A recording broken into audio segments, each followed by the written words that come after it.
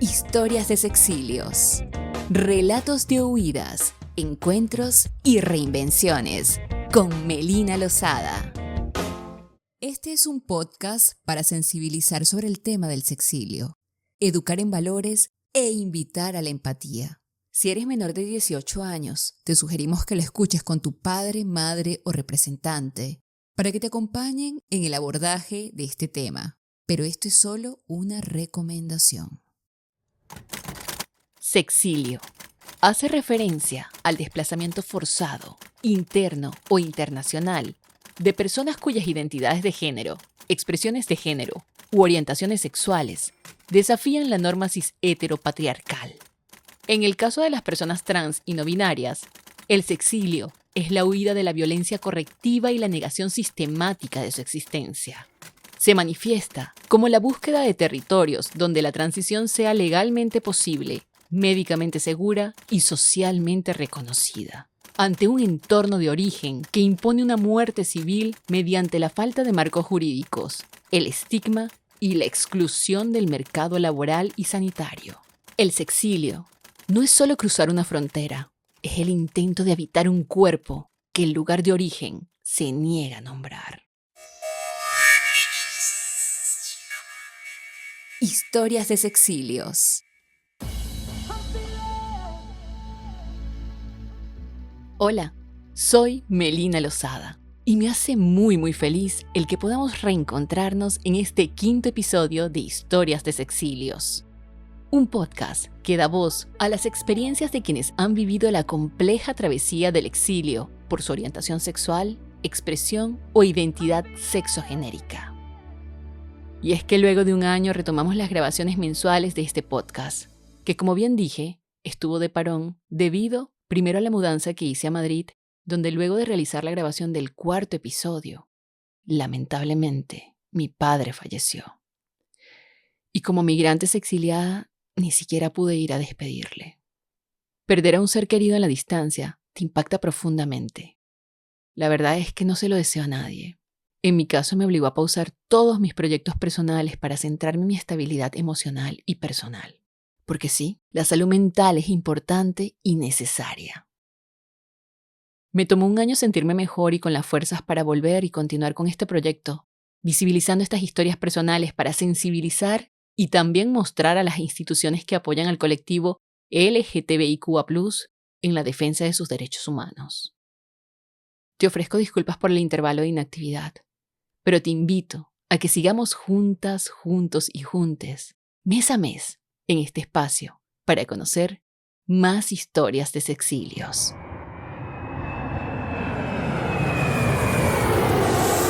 Nosotros somos Guinea Ecuatorial, el único país de África hispanohablante, localizado en África Central, destacado por su abundante petróleo, sus hermosas aguas y por ser los dueños del ambiente. Hoy nos vamos a Guinea Ecuatorial, donde Gonzalo Avan-Jan-Micue, escritor y activista por los derechos de la comunidad LGTBIQ+, y coordinador del colectivo Somos Parte del Mundo en Guinea Ecuatorial, durante el podcast Bimboficadas, decía lo siguiente. Entiende la homosexualidad de manera general en Guinea como una persona enferma. El primer protocolo que te aplican son violencias correctivas, palizas, encierros en la casa. Pagan a la policía, las familias pagan a la policía en Guinea para que peguen a sus hijos homosexuales y que dejen de ser homosexuales. Y luego, ¿cómo se vuelve a entender la homosexualidad en Guinea? Como una posesión de espíritu.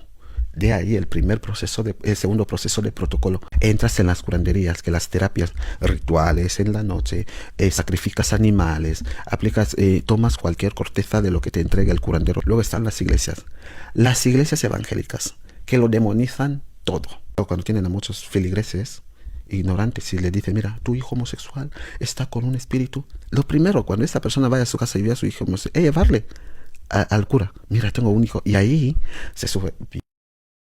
Hay que decirlo. El exorcismo también se realiza, te van a quitar el espíritu.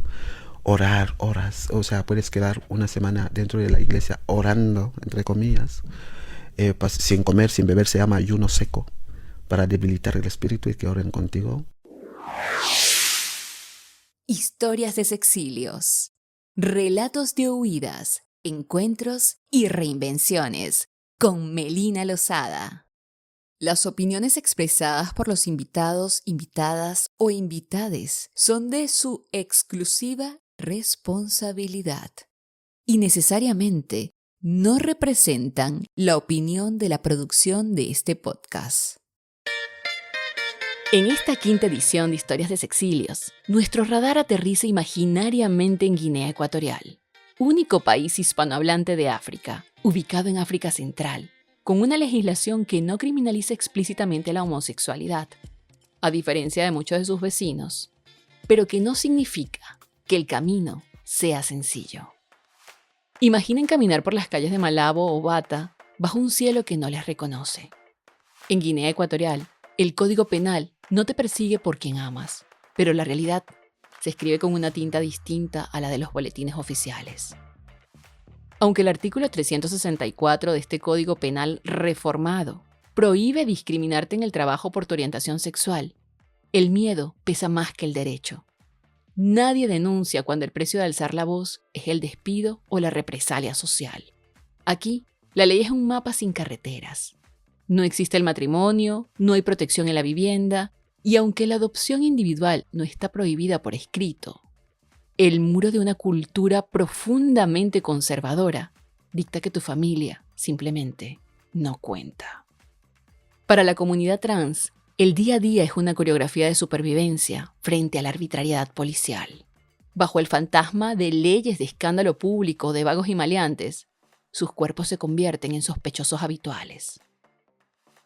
Sin una ley de identidad de género, cada trámite en un banco o control en un aeropuerto se transforma en una humillación pública al mostrar un documento que no les nombra. En este vacío, la salud se vuelve un lujo peligroso.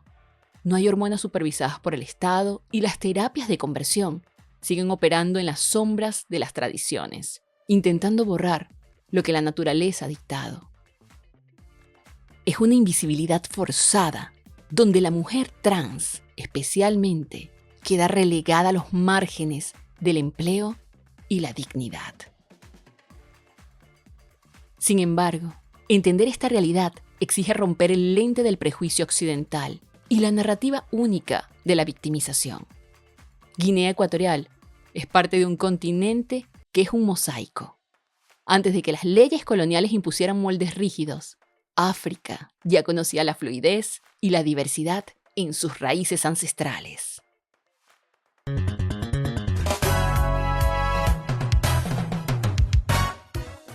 Guinea Ecuatorial es el país de origen de la invitada de hoy. Rusli, mujer migrante, negra y trans, orgullosamente africana y creadora de contenido queer centrado en África y su diáspora. Una mujer cuya voz nace de la experiencia, de cruzar fronteras, de reconstruirse lejos de casa y de abrazar cada parte de su identidad con dignidad y valentía. Una mujer que cree en el poder de la narrativa para transformar miradas y romper estigmas. Por ello, a través de sus plataformas, comparte historias, reflexiones y realidades que muchas veces han sido silenciadas, poniendo en el centro las vivencias de las personas negras y LGTBIQ+ africanas. Una mujer cuyo activismo es cotidiano porque está en cada vídeo, en cada conversación, en cada espacio, donde reivindica que existir siendo negra, trans y africana ya es un acto político. Ella habla de cultura, migración, identidad y resistencia, creando comunidad desde la honestidad y el amor propio. Ella es una mujer que quiere que la conozcan desde su verdad, desde su lucha y desde su compromiso con una África diversa, viva y profundamente queer. Rusli, bienvenida. Muchas gracias, muchas gracias. Qué lindo tenerte aquí después de tanto tiempo que te he querido tener acá. Es un placer, la verdad. Yo súper orgullosa, súper feliz, admiradora, debo confesar, soy admiradora tuya. Y bueno, yo quiero que este espacio sirva como para que también los que ya están acostumbrados a verte tanto en tus redes como en tantas entrevistas y en tantos eventos en los cuales participas como activista, también sepan por qué Rusli se vino de Guinea Ecuatorial. ¿Por qué abandoné Guinea Ecuatorial y por qué vine a España? En realidad sí, porque hablo poco de ello en mis redes sociales. Porque en las redes sociales también la gente está esperando un poquito saber de mi vida privada, mi vida personal, pero es como que es una taza que está rota y hay pedacitos que no se pueden colocar, ¿no? Pero es importante que también la gente lo sepa, como siempre venden esa idea de que la migración forzada o el venir a un país que es extranjero es solamente para buscar una vida mejor o un futuro mejor. Quien asegura que no hemos tenido ese futuro ya construido en nuestro país y se ha quebrado por X o por D, ¿no? Yo soy Rusle Cachina Zapá. Vengo de Guinea Ecuatorial, pertenezco a dos pueblos étnicos, Bubi y el Fan, que son minoritarios. Bubi y el Anobones, perdona, que son los minoritarios, porque los mayoritarios son los Fan. Lo digo, me he confundido porque tengo hermanos de todas las tribus, ¿sabes? Pero bueno, yo me vine principalmente a España porque me di cuenta de que Guinea Ecuatorial no era un lugar seguro. No era un lugar que podía ofrecerme un futuro en el que yo podía verme, visualizarme con derechos y dignidad, que es lo más básico que nos tiene que brindar un Estado, ¿vale?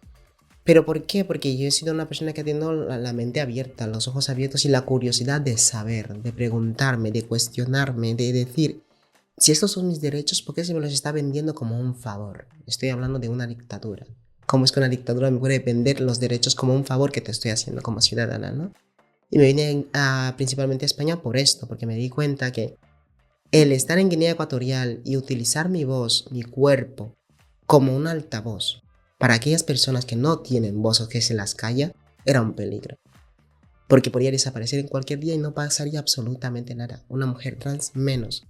Una persona perteneciente a un grupo étnico minoritario, menos, como se ha venido haciendo desde el 68 hasta ahora, ¿no? En 2016 cofundamos con mis compañeros el único colectivo LGTBI en Guinea Ecuatorial, aunque ya habían pequeños subgrupos en los barrios que estábamos trabajando por etnias y por tribus hasta que en el 2016 decidimos unirnos, pero desde ahí empezamos como a dar más visibilidad a esta vida y la realidad de las personas LGTBIQ+, en Guinea Ecuatorial, aunque yo prefiero, ya saliendo de la terminología colonial, llamarnos Gorjigen, Cuesnarana, Omututa, Kumzaj, Pacajona, Nangetashipoto, porque estos somos nosotros. ¿Qué significa en castellano? En castellano, LGTBIQ+. Muy bien, muy bien. Sí, cuando empezamos a descubrir dónde estaban aquellas personas, nos dimos cuenta que estaban en los suburbios. Ya no hablo de margen, no existían. Eran almas que caminaban sin ningún rumbo. Me estoy refiriendo a personas quebradas desde la infancia y en su mayoría personas trans. Porque en Guinea Ecuatorial, principalmente a las personas trans se les arrebata algo tan importante en la vida, del ciclo vital como lo es la infancia. Y de la infancia te arrebatan la adolescencia. Y llegas a una edad adulta en la que ni siquiera ya no sabes quién eres. Ya no tienes ni fuerzas para reclamar derechos. Porque has sido una persona maltratada por el Estado y por tu propia familia, ¿no? Empezamos a redactar informes, enviarlo a las organizaciones competentes, a la UNPO, en plan, señores, Guinea Ecuatorial no está cumpliendo con la protección de las minorías en sus territorios, ¿no? Y eso lleva repercusiones. ¿Por qué? Porque nos dimos cuenta que aumentaron las terapias de conversión en las iglesias, aumentaron las terapias de conversión en las casas de sanación. En 2018-2019 el gobierno intentó sacar adelante una ley contra la prostitución y la homosexualidad que iba a hacer lo mismo de vagos y maleantes, que en el cual se nos incluía y se nos filtró esa información, ¿no? Cuando se nos filtró esa información nos dimos cuenta que las cosas iban a peor, ¿no?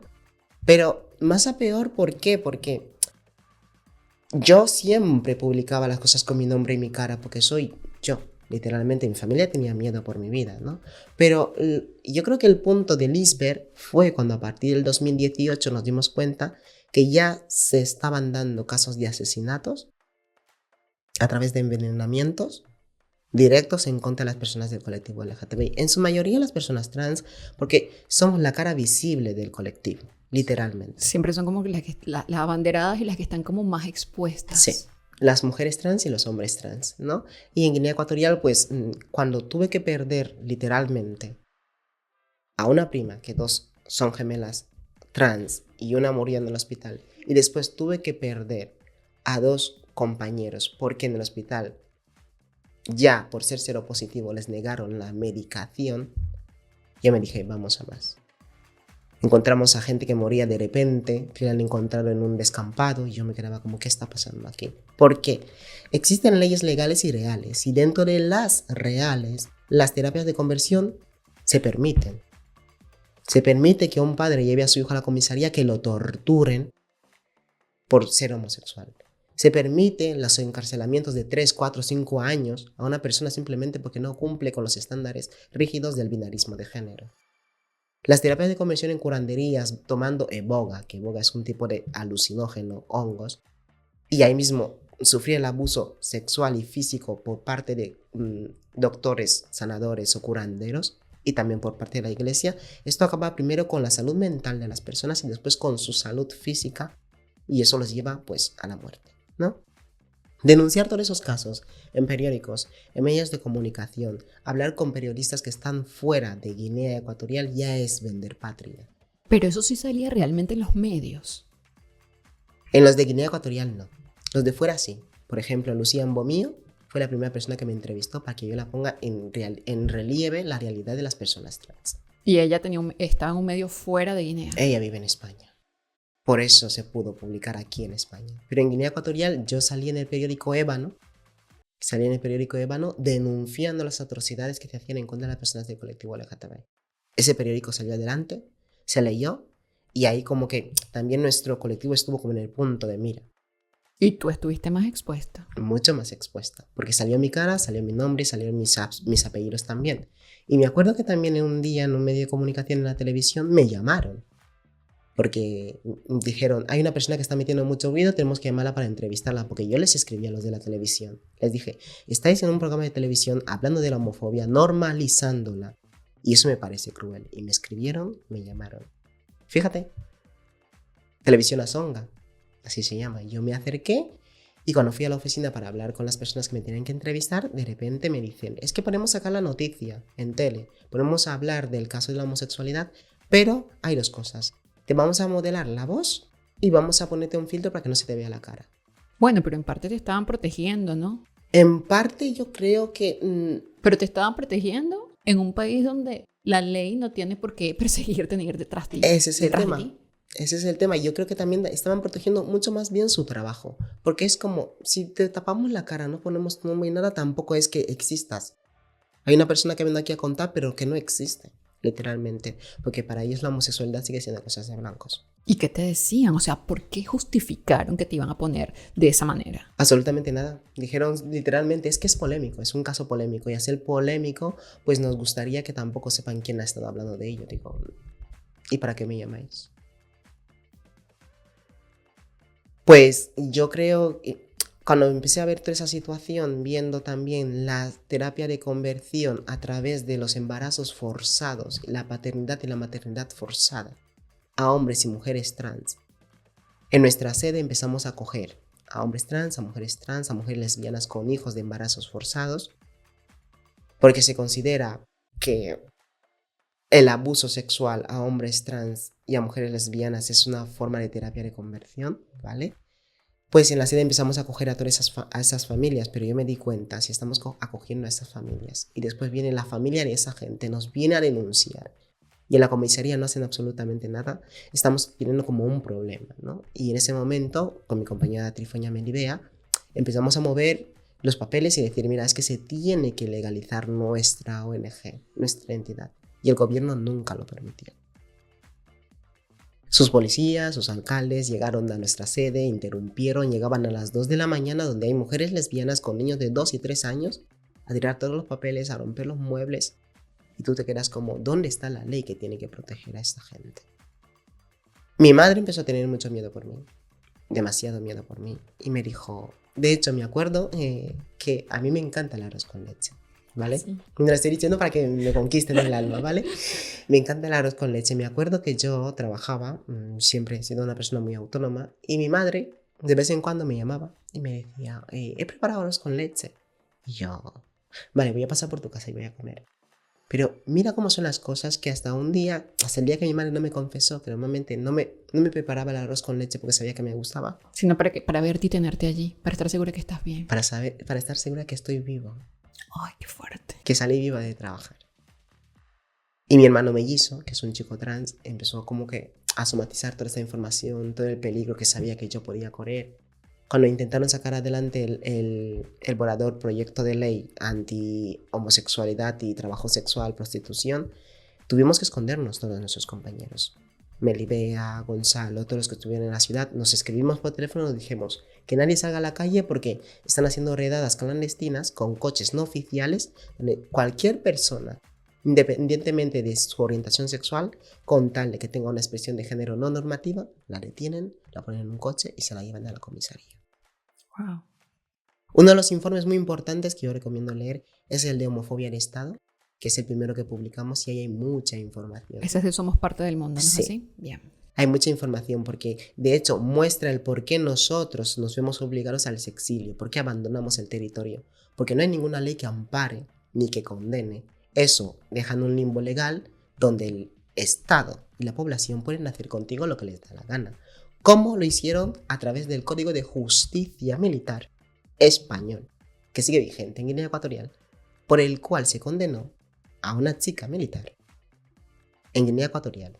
La torturaron hasta tal extremo que la mandaron a la cárcel pública y de la cárcel pública salió al hospital.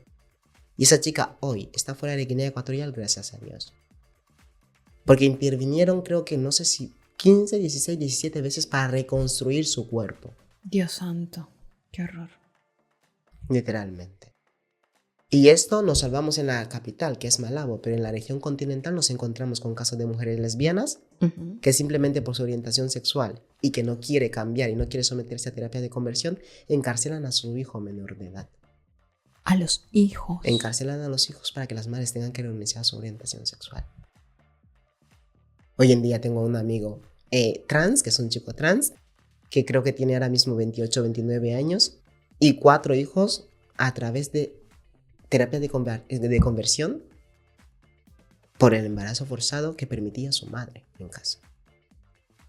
Donde jueces, policías, militares abusan sexualmente con el consentimiento de los padres de menores queer. Qué terrible. Y yo he dicho, esta Guinea no es en la que yo me tengo que quedar. No, en esta Guinea es donde puedo yo denunciar. Y tuve que dejar mi casa. ¿Y por qué te decidiste por España? Principalmente porque ya teníamos contactos aquí en España. El idioma, y no es la madre patria, nunca lo he llegado a pensar. Yo siempre he creído y he pensado literalmente que España es la madre burocrática. Yo nunca la he visto como madre patria, así que no la he idealizado. Es como una de las opciones que veo donde digo, vale, hablas castellano, tienes contactos ahí, hay gente que ya te conoce estando desde aquí, pues ve y puedes seguir. Pero yo, por elegir, no hubiese elegido marcharme de mi casa, porque se pierden muchísimas cosas. Demasiadas. Con decirte que yo me marché y no me despedí absolutamente de nadie. Vendí todo lo que tenía en mi casa, le di la llave al casero, dejé en la tienda donde estaba trabajando a 2 personas que había formado para que sigan trabajando ahí. Me acompañaron por seguridad desde las 8 de la tarde, noche, hasta las 6 de la mañana que salía mi avión. Tuvieron que sobornar para que no me registren en la maleta. Llegué a Marruecos, me detuvieron en Marruecos porque la expresión de género no coincidía con el nombre de la documentación. Tuve que pagar 200 euros en el aeropuerto de Marrakech para poder venirme a Madrid. Y no me despedí de mi madre, no me despedí de mi padre, de mi hermano mellizo, ni de mi hermana mayor, ni de mis sobrinos. Qué duro. Un exilio total. Total. Y cuando llegaste aquí a España, ¿con qué te encontraste? La querida España. Mira que España ya la conocía por televisión, porque yo tenía una educación muy española, créeme, viviendo en Guinea Ecuatorial. Yo creo que lo único que nos separa de España muchas de las veces suele ser el color de piel. Yo no me siento española, pero desgraciadamente tengo una educación española y lamentablemente católica apostólica romana. ¿no? Yo me sabía el nombre de Aznar Zapatero Rajoy antes del nombre de mi dictador, ¿vale? Yo me veía televisión española todos los días después de clase, los programas de televisión. O sea, yo me sabía el tiempo que hacían las Islas Baleares, viviendo en un país que 6 meses tienes lluvia y 6 meses tienes frío. O sea, ¿para qué yo me sé el tiempo que hace en Cádiz si estoy viviendo en Guinea Ecuatorial, ¿no? Cuando llegué a España, el tema de no idealizarla, yo me sentí mucho vacío. Porque me encontré un mundo moderno, primer mundo, robotizado por completo, y en muchos aspectos ya con esta falta de empatía hacia el otro, ¿no? Me encontré un montón de racismo estructural, institucional que existe. Me encontré también unos derechos que, aunque existan, son privilegios para algunos, ¿vale? En el tema de la comunidad LGTB. Y me encontré mucha burocracia, ¿no? ¿Cómo es que te desgasta la migración para que puedas llegar a esta inclusión e integración de la que tanto están hablando o se llenan la boca? Sin papeles. Porque yo vine simplemente como una mujer trans. Dije, vale, para ser mujer trans y libre, me voy a España, ¿no? Y llego aquí y soy mujer, soy trans, soy migrante, empobrecida y solicitante de protección internacional. Una realidad diferente, pero también con una serie de carencias y que te ponen en una situación como difícil igual. O sea, cambia el contexto, pero igual tu situación difícil sigue manteniéndose. Tú sabes que cuando uno habla de la población trans, ¿no? Uno piensa en 3 ejes que siempre son estructurales e importantes para ver cómo los impacta a las personas que son trans. La educación, la salud y la seguridad, ¿no? Y aunque aquí en España tenemos una ley trans, cuando tú eres extranjera, no puedes verte beneficiada del todo de esa ley. Por ejemplo, con el tema del nombre muerto. O sea, es algo que a mí me impacta mucho, porque yo digo, ¿cómo si tú vienes acá a dignificarte, a vivir lo que tú eres, ¿no? Libremente, te encuentras con una ley que sigue recordándote eso que tú no quieres recordar? ¿Qué opinión tú tienes con respecto a esos 3 aspectos con relación a lo que te encontraste aquí en España? A ver, realmente yo creo que España no es completamente blanca. Para empezar, la gente lo ve así. España no es solamente blanca, de hecho el libro de mi amiga Poderosa lo pone así, España no es solo blanca. Pero al mismo tiempo, España muchas de las veces no quiere ver la diversidad que tiene, pero no ahora, que ha venido teniendo desde hace mucho tiempo, ¿vale? Porque la ley trans es un avance para España. Aplaudo a los españoles, aplaudo al colectivo LGTBIQ+. Pero es una ley excluyente. Porque si nosotras tenemos que esperar a que se modifique la ley, porque el discurso de es una ley nueva, ya tendrá sus reformas, nosotras no somos nuevas aquí. Estuvimos en los 60, en los 70, en los 80, se nos borraron. Se nos repatrió a nuestros países de orígenes porque no teníamos documentación. Vinimos aquí, hicimos la transición y nuestros países nos reconocían como hombres. Y aún así migración nos cogió, nos puso en aviones de vuelta y nos repatrió a Ecuador, a Venezuela, a Colombia, a Senegal. Hacer una ley en la que no se nos recoge, no se nos reconoce es porque están dando a entender que nunca hemos estado aquí. Y que no estamos. O sea, continuar con la invisibilización. Por completo, literalmente. Y yo cuando vengo y encuentro esa ley me parece bien, pero es un privilegio más que una ley. ¿Quién puede ser amparada por esta ley? Porque desde el momento que una ley deja fuera a otro colectivo, para mí es un privilegio. Es un privilegio blanco, es un privilegio europeo, es un privilegio español, literalmente. ¿Por qué? Porque te lees hasta la letra más pequeña y te lo deja bien claro. Hasta que no tengas la nacionalidad, no puedes hacer el cambio de nombre. Podemos vivir aquí con NIE, TIE, residencia, pero hasta que no tengamos la nacionalidad no podemos cambiar el nombre. Y hay otra gente que me ha dicho, pero míralo desde otro punto. Si cambias tu nombre en tu país de origen, podrás modificarlo aquí. Digo, vale, lo estás viendo desde tu privilegio, pero ¿qué pasa con aquellas personas solicitantes de protección internacional? Que no pueden volver a su país de origen para hacer ese trámite, si acaso ese trámite existiese. Porque eso es lo otro. O sea, siempre jugar y mirar desde nuestra realidad actual, desde nuestra zona de confort, pensando que en otras latitudes se manejan de la misma manera cuando realmente no es así. Tal cual. Y con respecto a la salud. Con respecto a la salud, lamentablemente, es que yo me he encontrado con el tema de, por ejemplo, el tratamiento del reemplazo hormonal, que es la parte básica de las personas trans cuando estamos migrando, para mí no era un problema. Porque en sí como africana y en sí como guineana, para mí tengo otro concepto de lo que es la transición. Y cuando no tengo todavía trabajada la social, la personal mía, la farmacológica, la quirúrgica no me importa. Porque tengo otras formas de transicionar, según mis ancestras transafricanas, ¿vale? Pero más allá de eso, Rusli, perdona que te interrumpa, yo también lo pregunto desde el punto de vista humano. O sea, con lo que te encuentras, si te encuentras en esos espacios con profesionales que tengan la sensibilidad de abordar ese tema con respeto y con dignidad. En este ámbito es un poquito complejo porque cuando ya te acercas al ámbito de salud, tú te encuentras con personas que desde el color de piel ya están haciendo un diagnóstico. ¿De dónde vienes? ¿No? Y de dónde vienes, ¿cuáles son las infecciones que traes contigo? ¿De dónde vienes?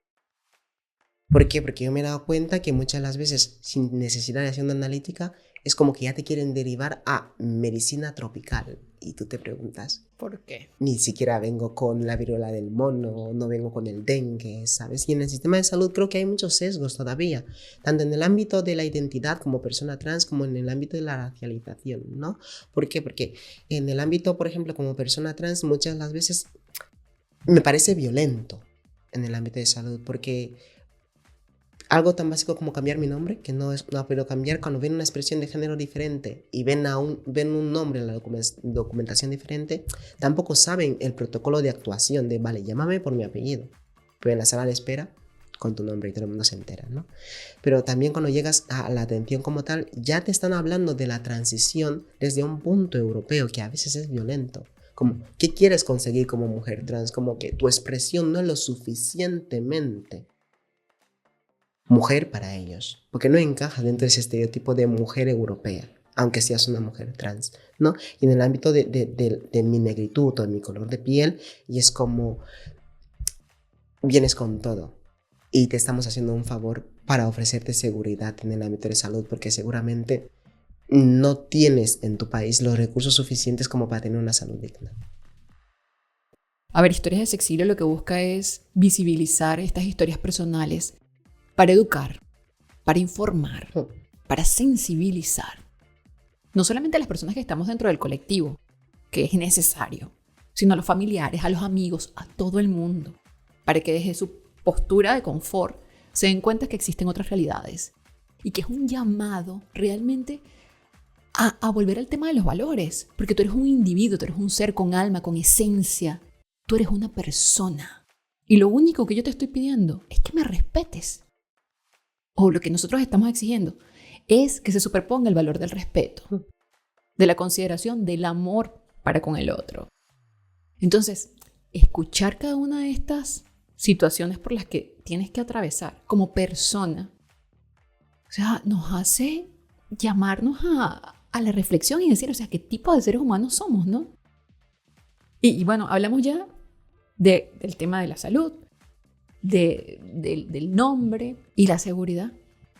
Fíjate que muchas de las veces las personas, dependiendo del país de origen en el que vienen, creen que España es seguro para las personas queer. Es que no existe ningún lugar seguro para las personas queer. Los lugares seguros se construyen. Pero ¿desde qué espacio, qué arma, qué recursos se construyen esos lugares? Y lo que yo me he encontrado es que España es un lugar seguro para personas europeas queer y para personas españolas queer. Porque cuando hablamos de seguridad, mucha gente piensa que te pongan un cuchillo en la espalda. No, pero desde el momento en el que un Estado no te reconoce algo tan básico como tu nombre, en el caso de las mujeres trans, no permite a través de su burocracia administrativa que tú te puedas regularizar hasta después de 1 año y 3 meses, eso no es seguro. Hacer colas de 3 horas para comer durante 6 meses no es brindarte seguridad. Dormir en la calle durante 2 meses, 3 meses hasta que el SAMU social decida si te va a dar un alojamiento o no, en invierno, no es seguridad. En el ámbito de la seguridad, por lo menos yo me he encontrado con que ya había gente que me estaba esperando. Ya había una entidad que me estaba esperando. Pero dentro de esa mentira he tenido que acudir a compañeras que me he dado cuenta que al tercer día en España su salud mental se ha ido al declive. Y que me han tenido que decir, por favor, búscame un recurso para regresar a mi país. ¿Por qué? Porque ese lugar, ese sueño queer de la Europa queer súper abierta no es para todos. Y de hecho siempre hago un llamado al análisis crítico del homonacionalismo. El homonacionalismo europeo es tan latente que le ha cegado completamente a las personas queer de Europa, donde yo como Estado, yo como país te voy a proteger siempre y cuando tú entiendas que la migración es un problema. Y desde ese punto entienden que dentro de la migración no existen personas queer. Somos bienvenidas para venir a pasearnos. Somos bienvenidas para venir al orgullo.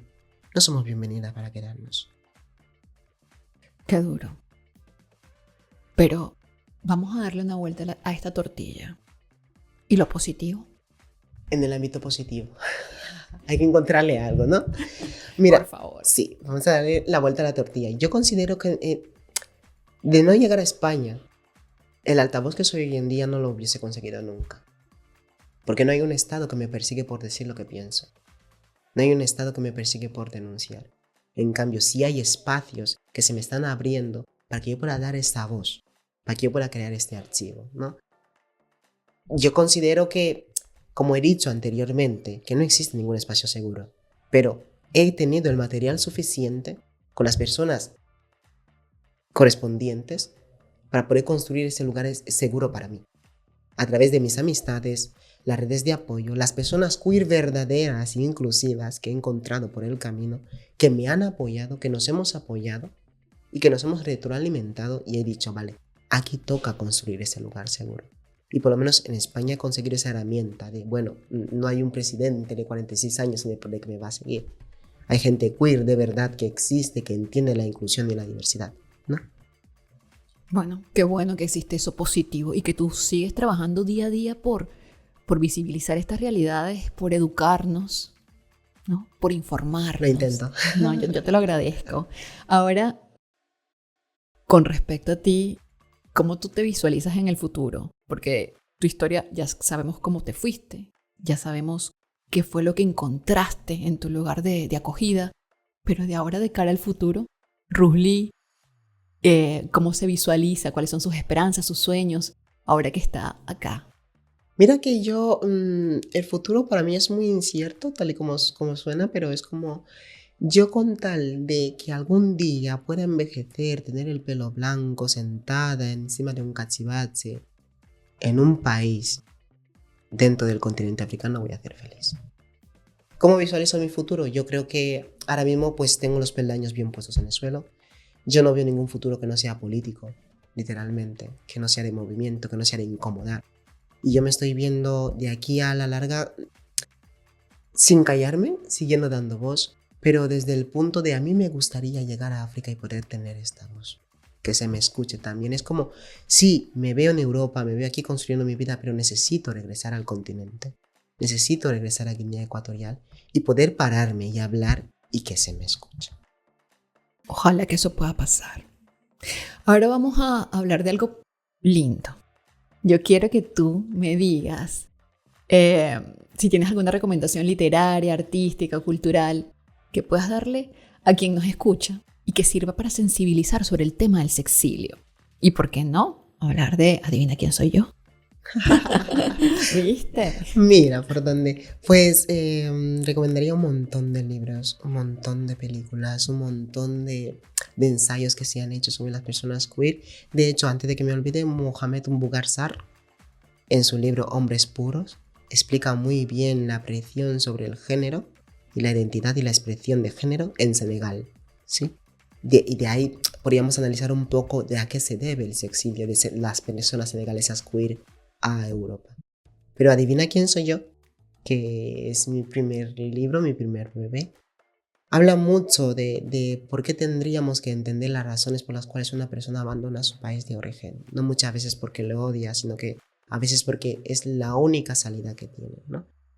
En mi libro he querido plasmarlo con un poquito de magia, porque quiero que sea como legible y que la gente pues se acerque mucho a ello, pero literalmente aunque pueda ser una narrativa un poquito épica o quizás fantástica, esconde mucha realidad.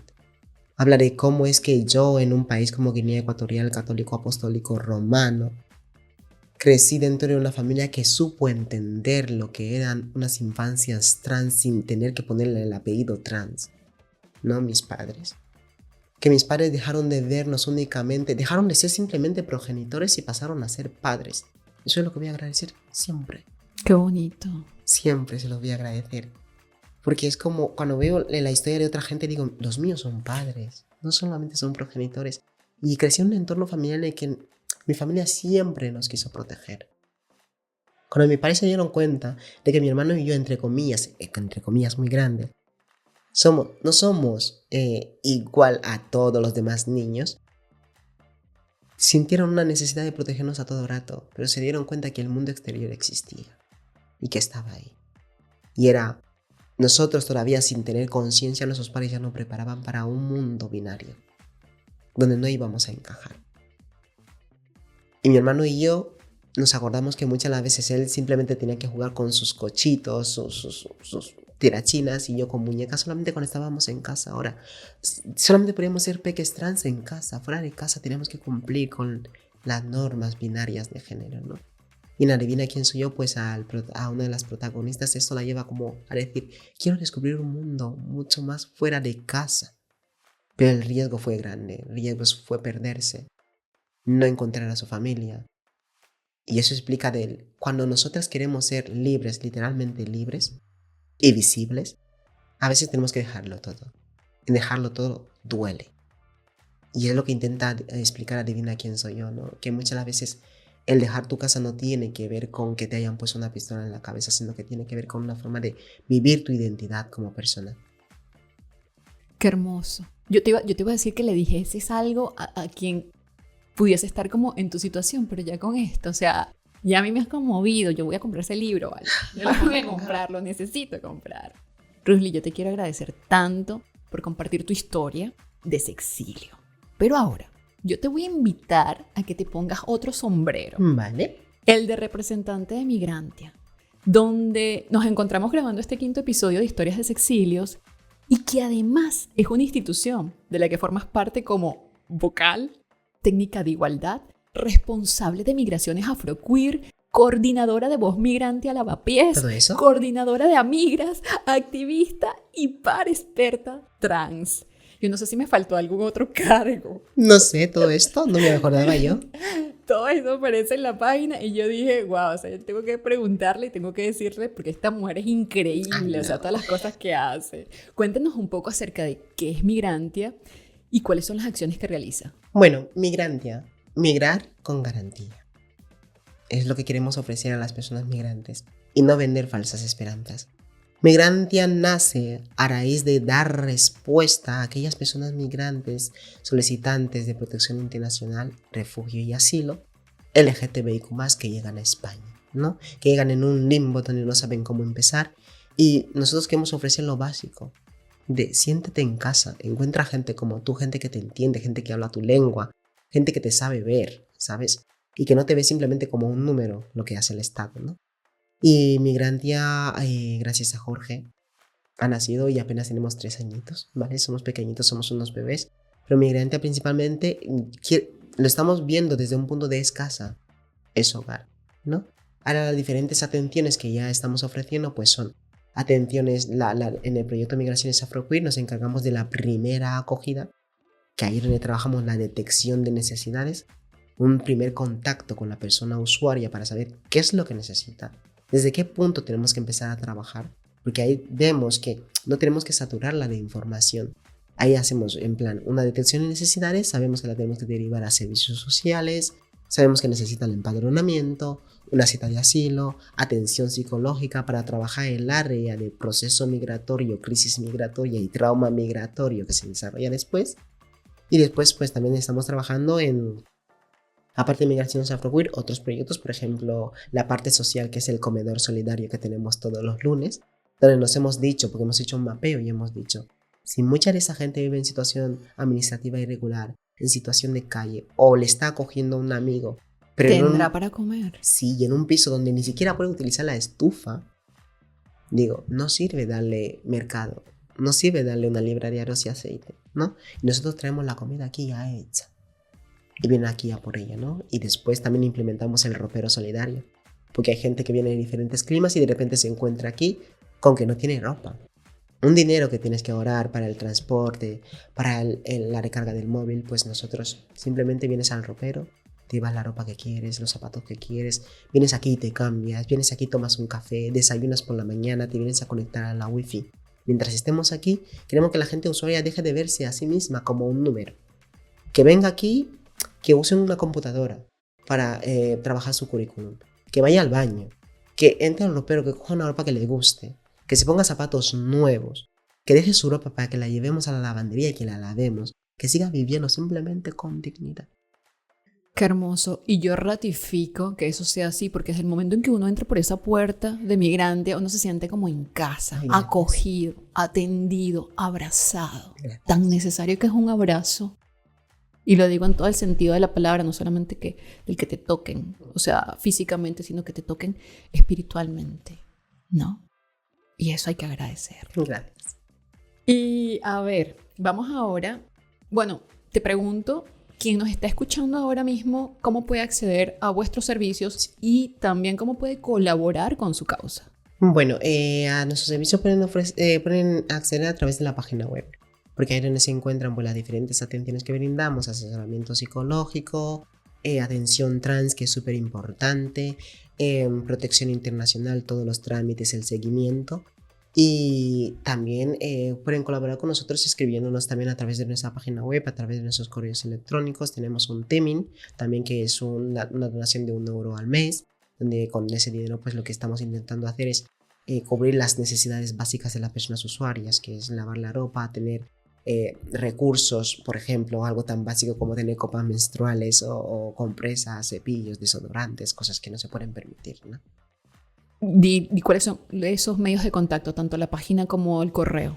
Simplemente poniendo Migrantia ONG en Google, que es lo más básico, pues ahí te aparece nuestra página web y ahí te aparecen todas las vías de cómo poder colaborar con nosotros. Bueno, a colaborar, esa es la invitación. Ahora, vamos a preguntarte un poco sobre la visión que desde Migrantia tienen vosotros sobre algunos aspectos vinculados con el entorno y sobre el sexilio. Vale. Madrid es vista internacionalmente como una de las capitales más LGBTI friendly del mundo.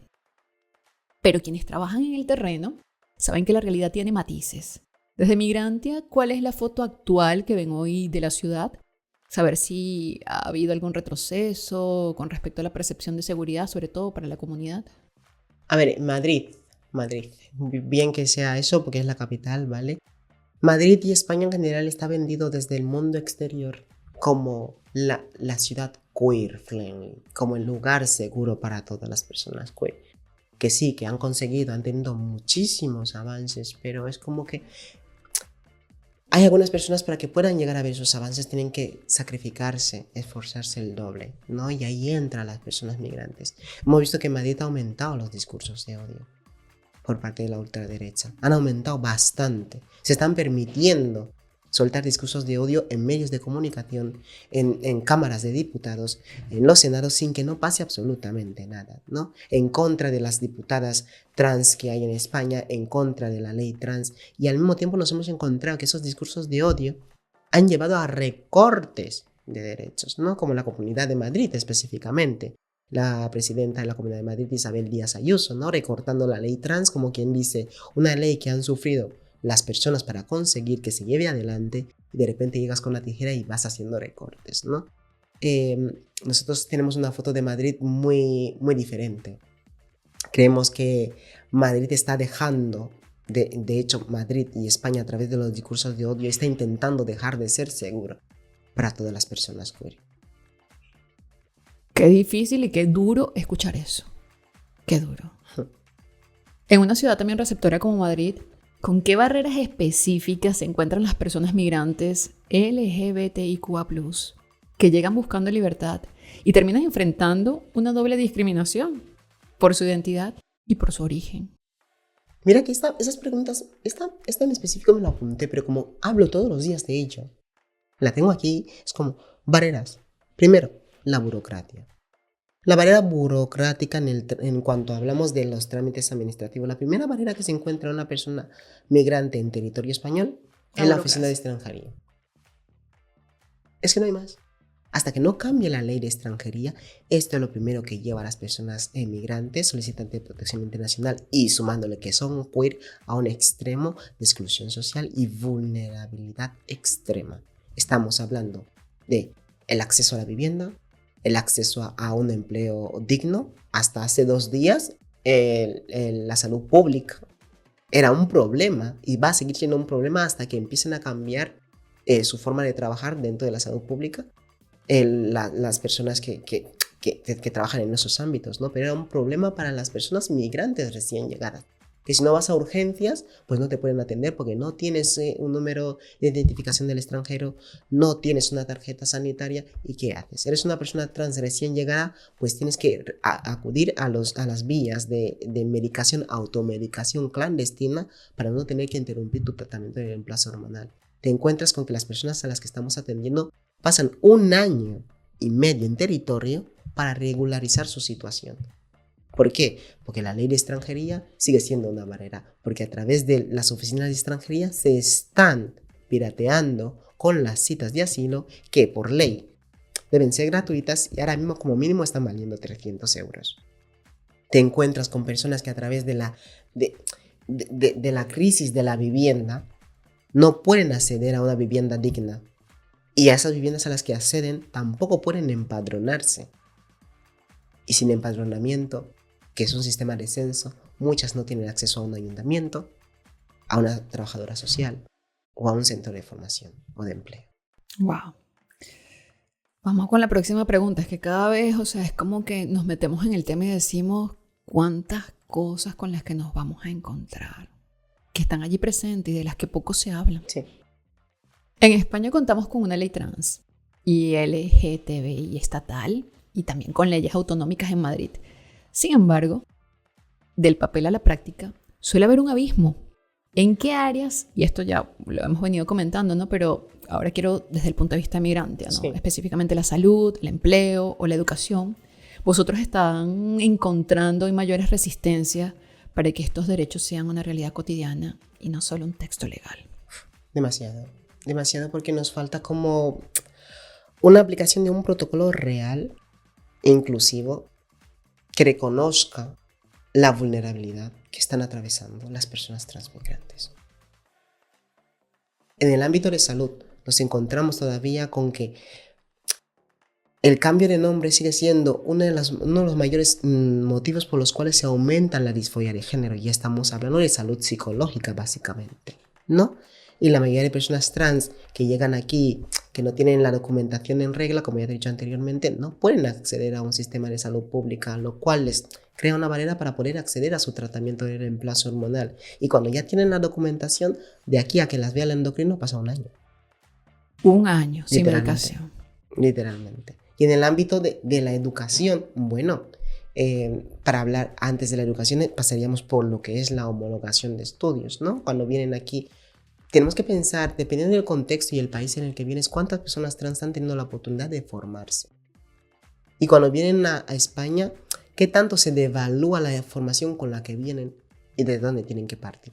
Estamos hablando de muchos motivos que llevan a la exclusión social, pero al mismo tiempo, acceso a la salud, difícil, acceso a la vivienda, difícil, al trabajo mucho menos, porque quieras o no, como mujer trans, puedes conseguir trabajo si tienes el cispassing, que pasas por una mujer cis europea. Siempre he visto desde el baremo de mujer europea, ¿no? Y también tienes una voz femenina. Pero cuando vas y te tienen que contratar con un hombre masculino, ¿cuáles son los sesgos que tiene este puesto de trabajo? Y pasa también con el tema de la vivienda. Muchas de nosotras tenemos dinero para alquilar una vivienda, pero tenemos un nombre en esa documentación que no nos representa. Y es una de las primeras barreras por las cuales a través de los sesgos, los dueños no permiten que nosotros alquilemos. Y ahí nos encontramos y nos enfrentamos constantemente con el racismo mobiliario y la transfobia mobiliaria.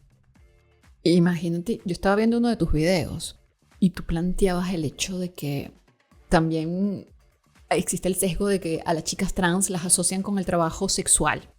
Entonces muchas personas que alquilan dicen, bueno, no te voy a alquilar porque la gente aquí alrededor, tus vecinos van a creer que tú vienes acá a ejercer el trabajo sexual y pues bueno, no me conviene. Y ya por allí te están descartando sin ni siquiera darte la posibilidad de que tú a lo mejor tienes otro trabajo totalmente distinto. O sea, te cierran las puertas de una y de verdad que eso... ¿Tú te has encontrado con eso? Sí, es un problema muy activo. Yo me he encontrado con eso, incluso me he encontrado con eso en charlas, ¿no? De voy a una ponencia, termino de dar una charla y bajo y de repente, pues, desde las mismas compañeras, hablemos desde dentro de la misma comunidad, ¿no? Que yo termine de hablar y que hable de toda la situación que he atravesado y que una compañera me diga, Rosly, no tienes que estar aguantando todo esto. Tú como mujer trans y negra, en el trabajo sexual cobrarías más. Y yo, vale, eso te lo paso por ser una compañera trans, ya lo hablaremos en privado. Pero después me di cuenta con el tema de la vivienda. Y me ha pasado con el tema de trabajo. Que simplemente hago la entrevista por teléfono, el día que me tengo que presentar, presento la documentación literalmente y el casero mira la documentación y me pregunta, ¿ese nombre de quién es? ¿No? Y yo como, ese nombre es mío, ya te llamaremos. Y no se me llama.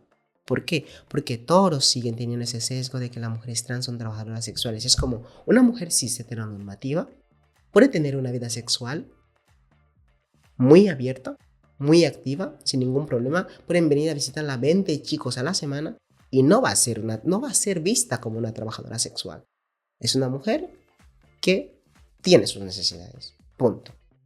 Pero a la mínima que en un piso una mujer trans reciba 3 visitas de 3 hombres diferentes a la semana, alerta. Es motivo por el cual los compañeros tienen que decir que tienen que quitar del piso, que estás trabajando ahí y todo. Y yo me quedo como, ¿hasta cuándo? Y eso que estamos en Europa. Eso que estamos en Europa. La querida Europa. Mira, ¿cuál es la batalla más urgente que Madrid tiene pendiente con el colectivo para este 2026? ¿Qué es aquello que no puede esperar más? Buah, yo creo que Madrid primero tiene como una de las batallas más pendientes ese 2026 es la crisis de la vivienda. Vivienda digna para todo el mundo. La especulación. O sea, la especulación de la vivienda nos ha llevado a un extremo de exclusión social por completo y deshumanización de los cuerpos y las personas que es terrible. Entre esas, yo creo que me he apuntado otras también, proteger frente a los discursos de odio. Es que no está pasando absolutamente nada cuando tú te encuentras que hay nuevos fachas por ahí. Hay nuevas manifestaciones de personas que dicen que tenía que regresar Franco, que si la ley trans ha hecho que hombres se conviertan en mujeres, que si los baños de mujeres están utilizados por personas que dicen que son trans y van... Como todo ese discurso de odio, no hay una persecución, no hay una cancelación de esto, ni siquiera en la Cámara de los Diputados, ¿no? Y también nos encontramos con que Madrid tenía que dotar económicamente a las entidades que lo necesitan de los recursos que necesitan para la inclusión real de estas personas. Porque siempre y cuando Madrid se limita en lo que llama inclusión a que un migrante de bien es aquel que viene a trabajar, pero ¿qué hace falta para que esta persona empiece a trabajar? Volvemos a la ley de extranjería. Se limitan a que tenemos que hablar de la regularización, de la migración legal.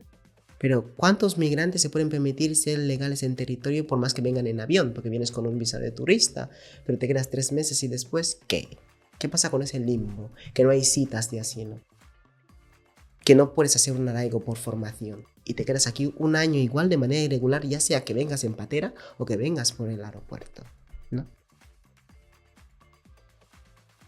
Ya para finalizar, da un mensaje para quienes nos escuchan e indícanos cuáles son, bueno, ya los puntos de contacto ya los dijiste, pero vamos a reforzarlos, porque es necesario saber que dentro de todo este panorama tenemos oasis, así como migrante. Yo, para todas aquellas personas que piensan migrar, es importante que sepan que donde van a venir tendrán que empezar de cero, que se van a encontrar a gente que sí que les estará esperando, la tendrán que buscar, como nosotros que somos migrantes y estamos aquí. Y si nos buscan, nos encontrarán, porque seguimos creyendo en la humanidad, en que podemos ser familia sin haber nacido del mismo padre y la misma madre.